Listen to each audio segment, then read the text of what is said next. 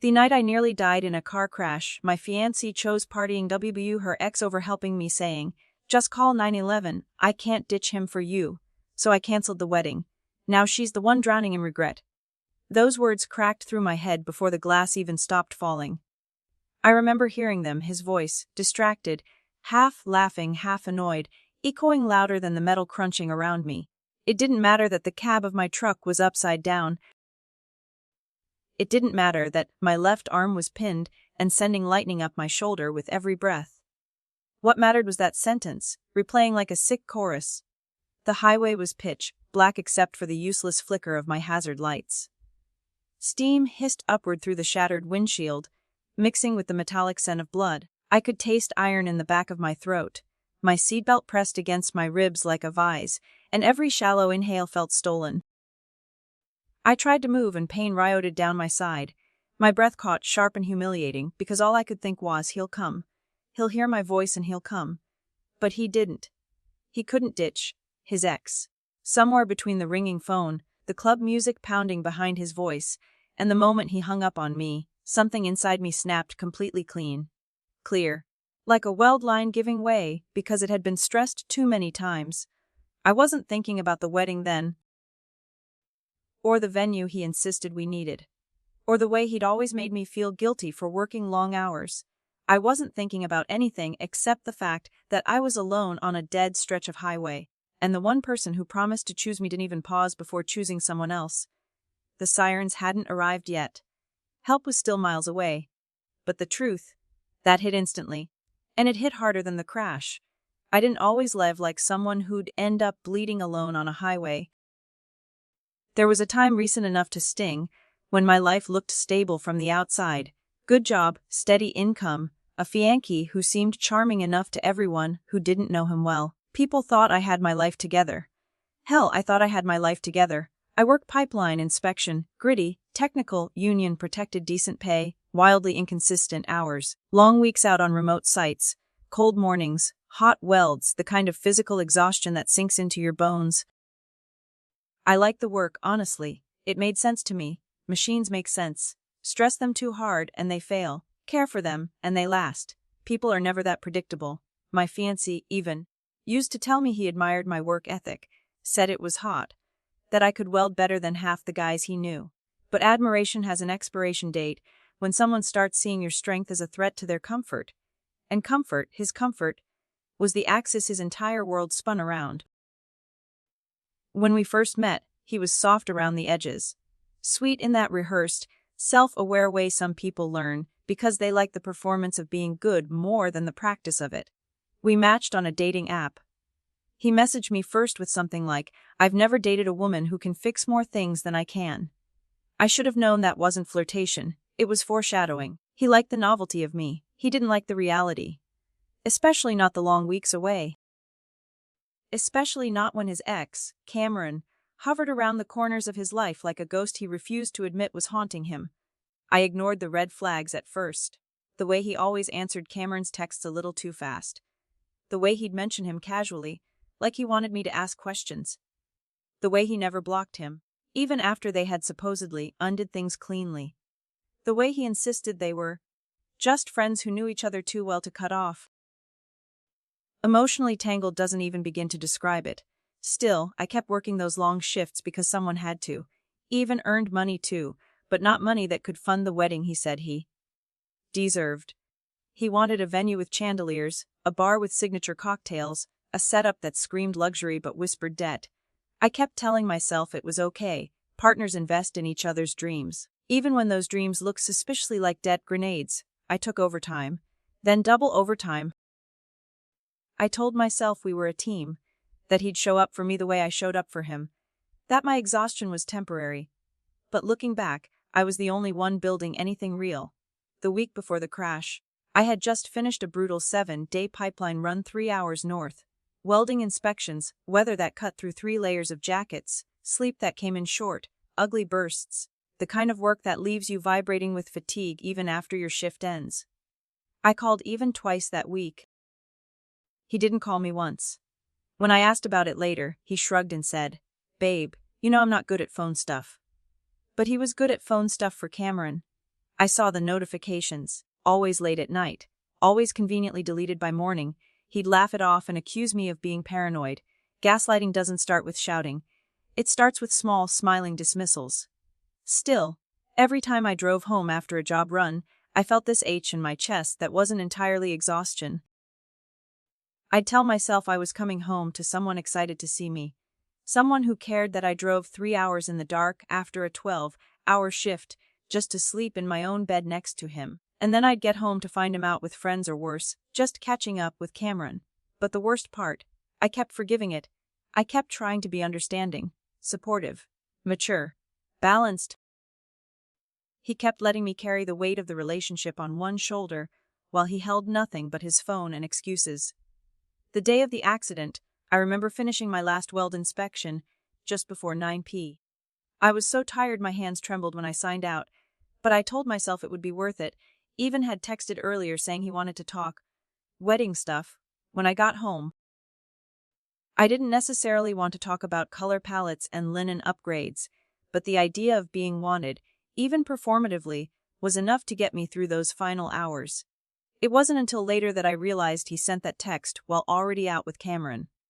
Not that he told me. No, he let me think we were spending the night together while he got drunk in a club with a man he refused to admit he still loved. So I drove home in the dark, yawning hard enough to make my jaw itch, telling myself I just needed to get through another hour. Another 50 minutes. Another 30. My life at that point was basically a series of countdowns, and every single one led me closer to the moment where everything would snap.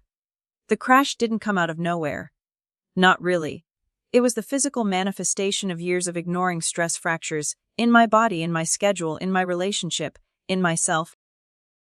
By the time the elk appeared in my headlights, I was already carrying a weight that was never mine alone to carry. But Evan didn't want partnership. He wanted convenience. He wanted options. And he always kept Cameron as his favorite option. Looking back, I should have known that the night I needed him most, he'd pick the one person he'd never stopped choosing. But hindsight is always kinder than the truth you live in. And I was living in a truth built on excuses, exhaustion, and hope I should have never given him. I don't remember the exact moment my eyes started closing on that drive home. Fatigue doesn't come at you like a wave, it comes like a tide, pulling at you subtly, quietly, until you don't realize you're slipping under. What I do remember is the cold air blasting from the vents, the ache behind my ribs, and the way the road stretched endlessly ahead of me like a tunnel with no exit. Route 34 was a 2-lane ribbon through the Cascades, a place I'd driven 100 times but never at the edge of exhaustion. At 11:30 p.m., it felt like the world had emptied itself out. No lights, no houses, just trees crowding the edges of my headlights and shadows that felt alive. My phone buzzed once, Evan texting me, ironically, "Hey babe, you almost home?" I didn't answer. My hands were stiff on the wheel, my knuckles bone white. I kept whispering to myself, almost home. Almost there. Stay awake, Sarah. Then the elk appeared. 1 second the road was empty. The next, a 600-pound wall of muscle and antlers materialized in my lane, frozen in the glare of my headlights. My breath caught. My hands jerked the wheel left. The truck fishtailed, tires screaming, then impact. Not with the elk but with everything else. The world flipped, metal shrieked, glass shattered like breaking stars. I was weightless. Then I wasn't. The ceiling, now the floor, slammed into the top of my skull. My left arm hit something hard, and a sickening crack tore through me. White, hot pain swallowed my vision. I couldn't breathe for a second, couldn't think, couldn't understand what was up or down. The truck groaned around me like it was still deciding whether to hold together or collapse. My seatbelt dug into my shoulder blade, keeping me suspended, swinging slightly. Every tiny movement sent lightning screaming up my arm. I tasted blood, thick, bitter, and felt it drip down my jaw onto the ceiling below. I forced myself to look at my arm, even though everything in me screamed not to. The angle was wrong. Wrong in a way that made my stomach heave, bone pressed against skin, trying to break through. When the next pulse of pain hit, I almost passed out. I didn't. I wish I had. My phone was still in the cup holder. By some miracle, it hadn't flown across the cab. My right hand shook as I reached for it. The screen was cracked but functional. 11:51 p.m. I called Evan. He answered on the 6th ring. Bass thumped in the background, deep and sloppy, like a club that didn't know when to quit. Lauder, clinking glasses. His voice sounded breathy and half-yelled, like he was leaning away from something loud. "What's up?" he said. "I'm kinda busy right now." His tone was wrong. I couldn't place it until I heard Cameron's voice, in the background a bark of laughter I'd heard before. My chest tightened in a different kind of pain. I choked out, I crashed. There was a pause. A long one. Long enough for the pain to sharpen. "Wheat, like your truck crashed." "My arm's broken." I managed. "Bad, I'm upside down, I'm bleeding." I need help." I heard movement, maybe him stepping into a bathroom or away from the crowd. The music faded but didn't disappear completely. "Okay, but did you call 911? "I called you." My voice shook. "You're my emergency contact." Another pause. His breathing changed, not panic, not urgent. Annoyed. "Sarah, babe. You have a phone. You can call an ambulance yourself." My throat closed. "Evan, please. There's no one here. I just need you to come. Just come." He exhaled sharply, frustrated. "Look, I'm out with Cam. He's having a rough night. I told him I'd be here for him. I can't ditch him for you right now." The sentence hit harder than the crash. He didn't stop. He didn't even soften. He said it almost casually, like it was obvious, like it made sense, and then he said it the exact line that would replay in my bones forever. "Just call 911. I can't ditch him for you." It didn't matter that he was my fiancé. It didn't matter that my blood was dripping onto the roof. It didn't matter that I might have been dying. He chose Cameron. Again. Like he always did. I don't remember what I said after, if I said anything at all. My breath was a ragged, uneven thing. The phone felt slippery in my hand. My body felt far away, like I was watching myself from outside the cab. He hung up first. The silence afterward was worse than the crash.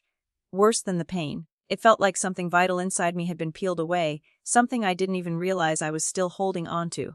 I dialed 911. My voice barely worked, but the dispatcher's calm professionalism felt like the first real kindness I'd heard all night. They stayed with me, talking me through my breathing, asking questions I struggled to answer. "Stay awake, Sarah. We've got units en route. Keep talking to me. You're doing great." Strangers cared more about me than my own fiancé did. When the first orange glow of emergency lights filtered through the broken windows, relief hit me so hard I almost sobbed. The fire crew worked fast, cutting the frame, stabilizing the cab, pulling me out while my vision tunneled and my stomach lurched. Someone wrapped a blanket around me, another kept pressure on my arm. Delicate hands, firm voices, real urgency. I clung to it. In the ambulance, an EMT asked softly, "Do you want me to call your fiancé for you?" I shook my head, even though it made everything spin. "No," I whispered, "please don't." "Okay," he said gently. "We won't." I closed my eyes then, not because the pain was better, but because the worst pain wasn't physical anymore. It was finally understanding that the man I was planning to marry would rather comfort his ex than save my life. And the worst part. I shouldn't have been surprised. I woke up in the hospital to the steady beeping of a monitor and a dull pressure bandaging my left arm from wrist to shoulder. The world felt fuzzy around the edges, pain meds doing their best, but not enough to hide the throb under my skin. My throat was raw. My ribs felt bruised from the seatbelt. When I tried to move my arm, white-hot pain shot all the way up to my neck. A nurse told me I'd been lucky. "Compound fractures are no joke," she said softly as she checked the IV. "You're going to need weeks off work. Maybe months." Months. My heart sank. My job wasn't something you could do with one arm out of commission. No welding. No inspecting. No climbing rigs. No income. I asked if anyone had called or come by. She shook her head. "Would you like us to call someone?" I almost said his name. I almost let instinct override reality, but the memory of his voice irritated, dismissive, choosing someone else cut through the haze. "No," I whispered. "He knows." She didn't push. She just nodded and adjusted my blanket. It was Duncan, my friend from work, who finally came. He walked in at 3 a.m. with a coffee and a face full of fury that wasn't aimed at me. "He didn't come," he said quietly, "not even a question." I shook my head. That was all it took. He squeezed my shoulder gently. "Then he doesn't get another chance." I wanted to believe that was true. But when someone has been part of your everyday life, your routines, your plans, your imagined future, it's never that clean, not even after they leave you for dead. The surgery happened at dawn. Pins, plates, reconstruction. pain meds that made my thoughts float and scatter.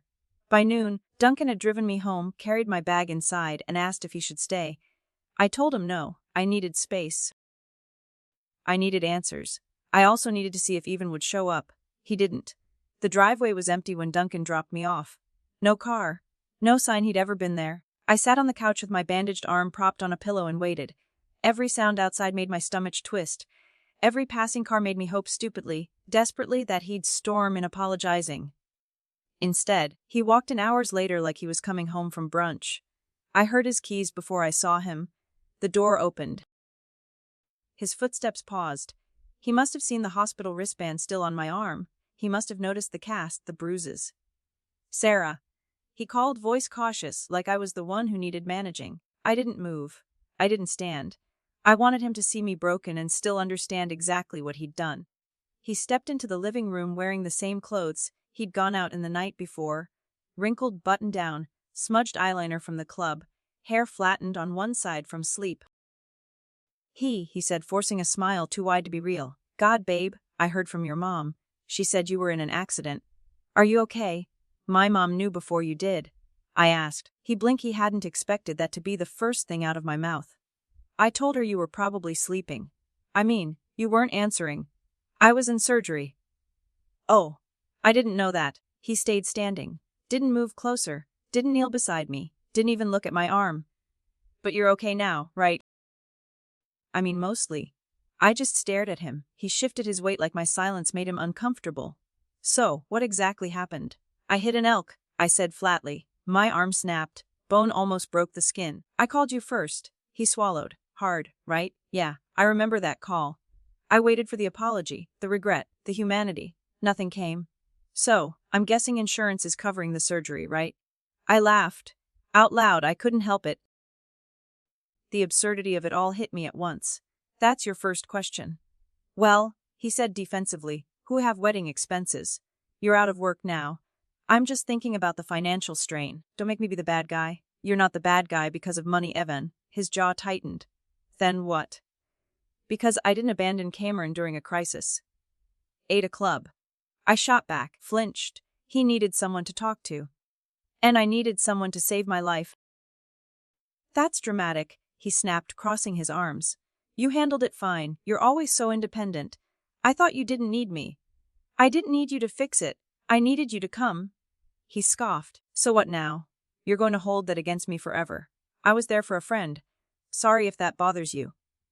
"I told you I was upside down in my truck even." His face twisted. "You always twist things to make me the villain." My voice steadied. Too steady. The kind of steady that comes after a decision has already been made deep inside you. "There is no wedding." He stared at me like I had slapped him. "What?" "We're done. You're breaking up with me because of one mistake. Because I helped a friend instead of coming running." "Get your stuff," I said quietly. "Can leave." He laughed at first. Then he realized I wasn't joking. His expression morphed from disbelief to fear to anger in the span of seconds. "You're crazy," he hissed. "You'll regret this." "Maybe," I said. "But not as much as I'd regret marrying someone who left me to die." For a moment, he looked like he might argue more, but then something darker passed over his face, something sharp and entitled and ugly. "Fine," he spat. "But you're the one ruining everything, not me." He stormed into the bedroom, slamming drawers, throwing clothes into bags, muttering insults loud enough for me to hear but not loud enough to own.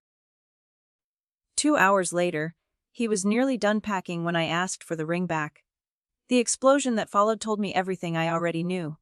It wasn't love he was losing, it was leverage. He left with curses on his tongue and venom in his eyes. But the truth settled around me like dust in the quiet after he slammed the door.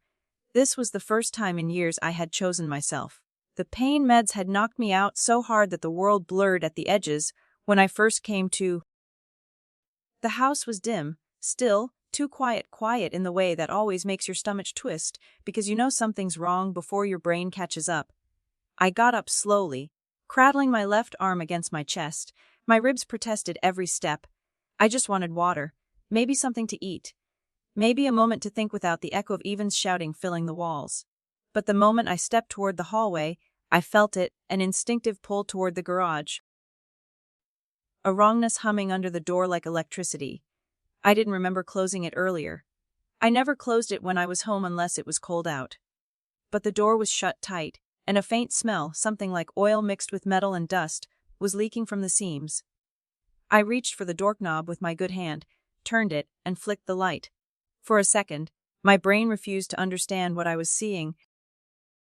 The triumph, my pride, my first rebuild, the one that carried 4 years of learning and sweat, was unrecognizable. The front fender looked like it had been folded in half. The mirrors were shattered across the floor like glitter. The tank, my custom, painted, painstakingly restored tank, was crushed inward. The metal caved like someone had taken a sledgehammer to it. My throat closed so fast I couldn't breathe. The Nighthawk had a hole punched straight through the side panel. The cylinder head was cracked. The wiring had been ripped out, yanked from the frame like nerves torn from a body. Then the Sportster. My custom tank, months of hunting for it, had a hole driven straight through the center. Forks bent, carburetor smashed. Parts I had collected for years lay across the concrete floor in twisted, broken piles. For a long, frozen moment I thought I was dreaming, that this was some pain-med hallucination. That if I blinked, everything would snap back into place. It didn't. My legs gave out. I hit the concrete hard enough to send pain shooting through my ribs, but I didn't feel it. All I could see was loss. Not just the bikes, but everything they had meant to me, hours of work alone with my thoughts, a sense of peace, the only place in my life where I wasn't bending myself around someone else. Gone. Destroyed. Deliberate. The back of my neck prickled. There was only one person who hated those bikes enough to hurt me through them. I pulled my phone out with shaking hands. The camera I'd set up months ago, cheap, motion-activated, cloud storage, had a notification waiting. Motion detected 6:47 p.m. I tapped it. The video loaded, grainy but clear enough to carve the air out of my lungs. Even walked into the frame. Still wearing the clothes he'd left in. Still looking furious. His movements were jerky, angry, wild in a way I hadn't seen before. He went straight to my workbench, picked up the tire iron, and marched to the Triumph first. The first swing made me flinch sitting on my garage floor. The second made my stomach twist. The third made something inside me break completely. He screamed the whole time, most of it incoherent. Some of it painfully clear. You love these TNGs more than me. You don't get to just throw me out. You think you can replace me. If you're gonna take something from me, I'll take something from you. Every hit was personal. Every blow meant to hurt. He moved through the garage like a storm, methodical, relentless, sobbing at times, shouting at others, breathing hard like each swing fed something inside him. When he finished destroying everything, he froze suddenly. His face lifted. His eyes locked onto the camera. His expression shifted, not regret, not gimmick. He dropped the tire iron, grabbed his bag, and ran out of frame. The video ended. My hands wouldn't stop shaking as I saved the footage. Downloaded copies, uploaded backups, emailed Duncan with the subject line evidence. Then I called the police. The officer who arrived stood in the doorway of the garage and let out a slow whistle. Someone really had it out for you. My ex-Fiancée, I said. The words tasted strange but clean. He broke in while I was asleep. The officer walked slowly around the garage, jotting notes, examining damage, taking photos. When I showed him the video, he watched it start to finish, not looking away once. This is clear criminal destruction of property, he said when the playback ended. You'll need to get estimates, receipts, and a list of everything damaged. I nodded. My throat hurt too much to speak. I'll file the report tonight. Someone from investigations will follow up. With a video like this, it's pretty straightforward. He gave me a case number, handed me his card, and left. The silence that followed was different than before. Heavy, dense, it pressed against the walls and sank into my bones. I called Duncan. He answered on the second ring. You okay? He destroyed the bikes, I whispered. The pause on the line was full of disbelief, then anger. What? Sarah Jesus, do you need me to come now? No, I said, the numbness settling deeper. Tomorrow. I need help documenting everything. You got it, he said. First thing. You don't have to do this alone. But that night I did. I sat among the ruins of everything I'd built with my own hands and let the grief come, not for Evan, but for the parts of myself he'd taken. For the time. For the energy. For the trust. For the way I had shrunk myself to fit inside the shape of his comfort. The bikes weren't just metal and wires. They were years of resilience. Years of rediscovering myself. Years of building something real in a life full of things that weren't. And he knew it. That was why he destroyed them. When Duncan arrived the next morning, he walked into the garage and didn't speak for a full minute. Then he exhaled, long and low. "We're suing him." "I know. We're suing him for everything we can." "I know." He looked at me not with pity, but with the kind of anger someone only feels when they truly care. "You didn't deserve any of this." I nodded, the numbness easing just enough to let the truth in. "No," I said quietly. "I didn't." We spent 4 hours documenting every scratch, every dent, every shattered piece, cataloging receipts, filling a spreadsheet, calculating losses. When we finished, the total was $11,400, small claims maxed out at $10,000. I filed for the maximum. For the first time in months, maybe years, I felt something sharp and solid settle in my chest. It wasn't revenge. It wasn't anger. It was resolve. He wanted to break the last part of me he couldn't control. He failed. The investigator called 3 days after the report was filed. She sounded tired but thorough, the kind of person who didn't waste time with sympathy she knew I didn't need. She confirmed the obvious. The video was enough. The damage was extensive. The case would move forward. But justice moves slower than anger, and the weeks that followed felt like living in the space between breaths. My disability payments didn't kick in until week 3. My savings drained faster than I wanted to admit. Rent, bills, medication, it all stacked up while my left arm throbbed in its cast. I hated feeling useless, hated depending on anyone, hated the lingering echo of Evan's voice in the back of my mind like a parasite whispering, "You can't do this without me." But every time that thought surfaced, I'd walk into the garage, look at the warped metal and broken parts, and remember exactly why he wasn't here anymore. Meanwhile, the fallout hit him like a slow-motion avalanche. He got served at work. I made sure the process server arrived right when his office lobby was busy, peak foot traffic. When Duncan heard that, he clapped me on the back and laughed until he cried. It felt petty. It also felt justified. Within a month the garnishment started. $500 a month, court-ordered, non-negotiable. His messages began almost immediately. "Please, Sarah. This is too much. You're ruining my credit. I get that you're mad, but can't we talk? You're taking everything from me." I didn't reply. By month 2 the tone shifted. "People at work won't even look at me. Everyone thinks I'm some psycho. I can't pay my rent anymore. Congratulations. You destroyed my life." Still, I didn't answer. Then came the letter. 5 handwritten pages of self-pity. Not one sentence apologizing for the crash, or for choosing Cameron, or for the destruction of my garage. Just pleas about how hard it was for him, how I should have mercy, how I was taking things too far. I threw it away. But while his life spiraled, mine slowly, quietly started to grow in a direction I didn't expect. I met Anaya again. We knew each other loosely from Apex Auto Parts. She was the kind of woman who had grease under her nails and confidence in her posture. Calm. Practical. Funny in a dry way. She'd see you struggling with a carburetor and hand you the right socket without a word. I went in one afternoon looking for parts for the Sportster rebuild. My arm was still in a brace, but I needed to feel like myself again. She noticed immediately. "What happened to you?" she asked, eyes widening. I told her. Not everything, not the emotional carnage, but enough: the crash, the surgery, the garage destruction, the lawsuit. She didn't interrupt, didn't pity. She just listened, hands folded, eyes steady. "Your ex sounds like a disaster," she said simply. The bluntness almost made me laugh. I'd forgotten what it felt like to be spoken to without tactics, without guilt, without manipulation. We talked bikes after that. Carb tuning. Frame restoration. Her current Practed 78C7B50 was 80% finished, and she lit up describing it in a way I hadn't seen anyone light up in months. "You should come by and see it," she said. "If you want." I wanted. We spent afternoons in her garage. I told myself it was for the bikes, for the peace, for the distraction. But it wasn't just that. Being around her felt steady. There was no pretending, no eggshells, no tightrope between criticism and affection. She wasn't performing anything. She just existed. And for the first time in a long time, I felt like I could exist too. Around month 3, I heard through mutual acquaintances that Cameron had a girlfriend.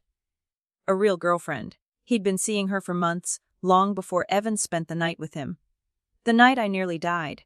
Which meant Evan wasn't anyone's priority. He was a placeholder. An ego boost. A bad decision someone else regretted as much as I did. But the worst part, Cameron's girlfriend eventually found out Evan had stayed over. It blew up. She dumped him on the spot. And Evan, stripped of the two people he'd always used to avoid growing up, pivoted back to me. The text came first. Then the voicemails. Long, rambling, frantic apologies. Then accusations. Then declarations of love. Then desperation. He started showing up near my street. I never saw him, but neighbors mentioned a familiar car cruising the block. Lights off. Slow. The spiral was obvious. Predictable. Terrifying. By month 4, he sent a single text that made the hair rise on my arms. I'm going to prove I still love you. You'll see. I'll make it permanent. I blocked him. But it didn't matter. The obsession had already begun. I was in the garage with Anaya when everything finally came to a head.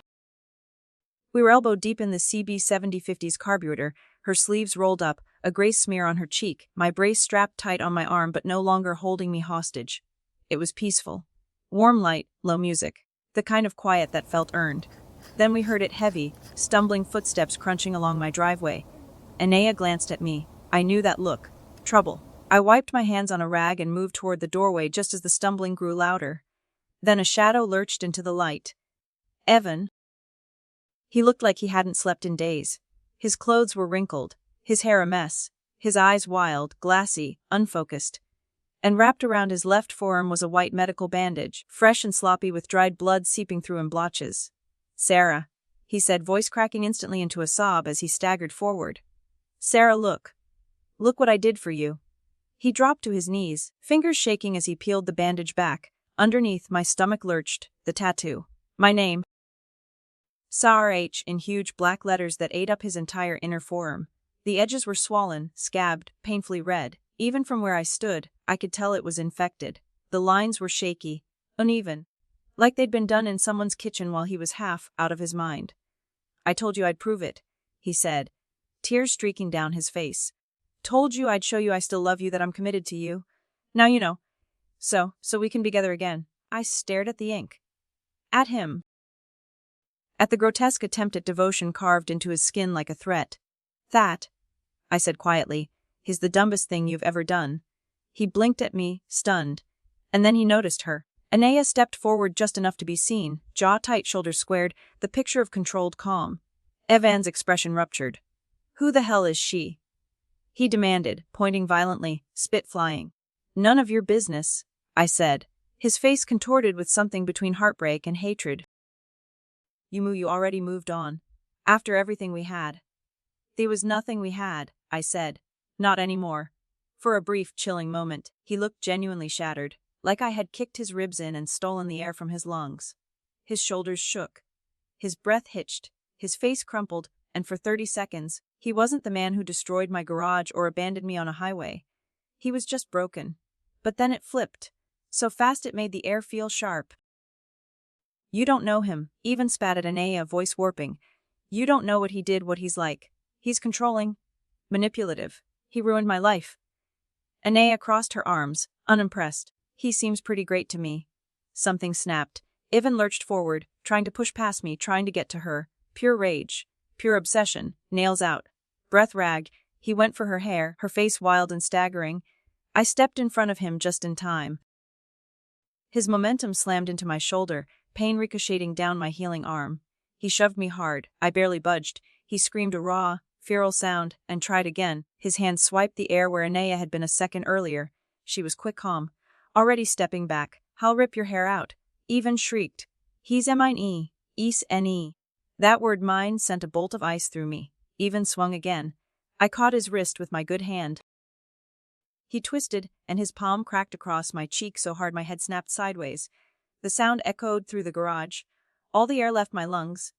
All right, I said, steady and cold. We're done here. I pulled out. His eyes widened. What are you doing? I dialed. The line connected. 911, what's your emergency? My ex-fiancé broke into my garage, I said clearly. He's impaired. He assaulted me and my girlfriend, and he's violating a restraining order. Even oh. He's LWNG, he screamed, clawing at my hand. EUREN, TLTMWNG, EDTLTDM, Sarak. I held the phone above my head out of reach. The dispatcher stayed calm. Officers are en route, please stay on the line.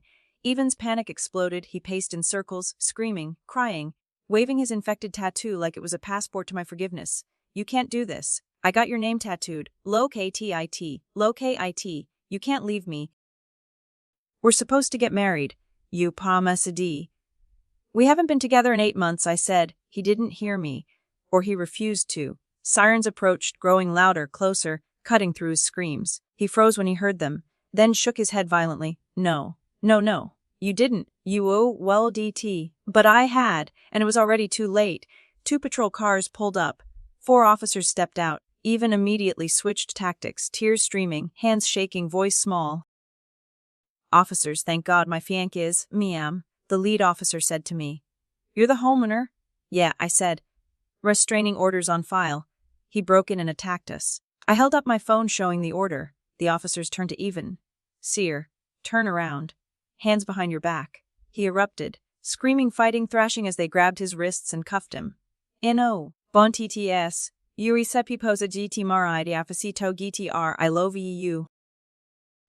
They loaded him into the back of the cruiser. Even through the closed door, I could hear him still screaming my name, pounding against the window. Then the car pulled away. His voice faded, and the night went quiet again. I stood there for a long moment, chest heaving, cheek stinging, heart pounding like a hammer in my ribs. Anaya stepped beside me. So, she said softly, that's your ex. Yet, I said, that's him. She was silent for a beat then. He's completely insane. Yep. You good? I took a breath, deep, shaky but mine. Yeah, I said. I'm good, she nodded. Okay, let's finish the carburetor. And somehow, impossibly, we did. It's been over a year since the accident now, long enough that the scars have settled into the shape of my new life instead of the memory of the old one. My arm is almost back to full strength. Ninety 5%, the surgeon said, though sometimes it aches when I lift something heavy or when the weather turns cold. The scar is a jagged line that runs from my wrist up to my elbow, ugly in a way that makes strangers wince and beautiful in a way that reminds me I survived everything that tried to break me. The Sportster runs again, strong, loud, clean. Anaya and I took it out on a road trip last month, no 2 blanks, no deadlines, just miles of open highway and air that tasted like freedom. She rode her rebuilt CB750 beside me, her hair whipping around her helmet, smiling every time we stopped at some half-forgotten gas station to stretch our legs. I didn't realize how much I'd missed feeling safe next to someone until I felt it with her. The Nighthawk has a new paint job now, retro Honda racing stripes in red and white. It looks like it belongs on a magazine cover. Every time I open the garage, the sight of it makes me breathe a little easier, like proof that things can be destroyed and still rebuilt into something stronger. The Triumph. Well, that one didn't make it. I sold the parts I could salvage and used the money to finish the other 2. Letting it go felt strange, like burying a friend. But I don't regret it. Some things aren't meant to stay in your life once they've been tied to too much pain. As for Evan, he moved 2 hours away, somewhere no one knows him, no one whispers about him, no one points when the word, restraining order, is mentioned. The court upheld mine without hesitation. He still owes me 11 more payments. $500 a month. Every 30 days like clockwork, my bank account reminds me he's still paying for the night he tried to destroy the last good pieces of me. The tattoo on his arm is permanent. The infection healed, but the ink didn't. His name for me sits there warped and uneven, a visible reminder of the obsession he mistook for love. Laser removal costs thousands. He won't be able to afford it for years, maybe ever. His parents sent me a Christmas card apologizing. I didn't answer, but I didn't throw it away either. Some things don't need a response to be acknowledged.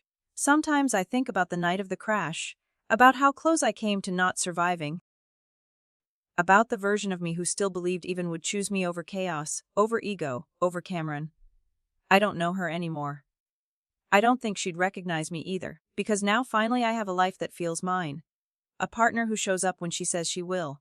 A home that feels safe again. Bikes that run. An arm that works. A future without someone else's shadow stretching over it.